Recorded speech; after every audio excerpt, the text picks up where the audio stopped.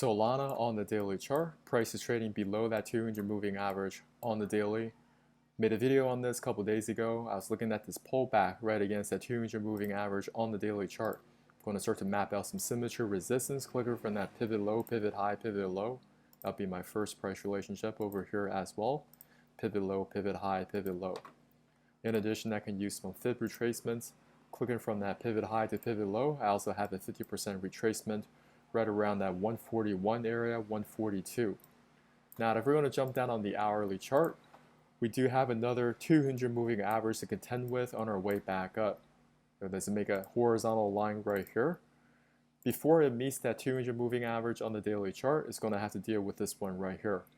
Over on the last couple days, we can see price came up against that 200 moving average on the hourly chart and continued to sell off. What you can do, you can look for smaller pullbacks that will take you right back into this area of resistance. For example, perhaps a piece over from that pivot low to pivot high. I'm going to measure that real quick. This may be a little bit too long. I'm going to measure pivot low, pivot high, pivot low. Okay, that would be a first price relationship. I can find another pullback in the history of this chart. I'm going to take another piece. Pivot low, pivot high, pivot low.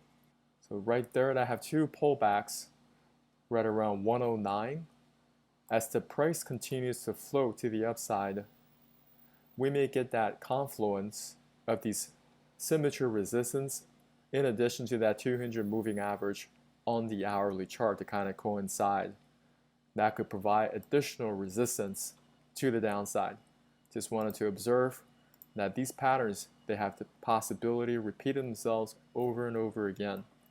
So right now, we just got to continue to monitor this, find that third price relationship, price coming up to here, and that could be another potential short opportunity to the downside. If you'd like to learn how to find high probability setups using Fibonacci analysis, check out my course in the descriptions below. If you haven't subscribed to our channel, subscribe now. Hit that notification button. Our first goal is 1,000 subs. We go over cryptocurrencies as well as US equities. Love to hear from you in the comments area. Talk to you soon.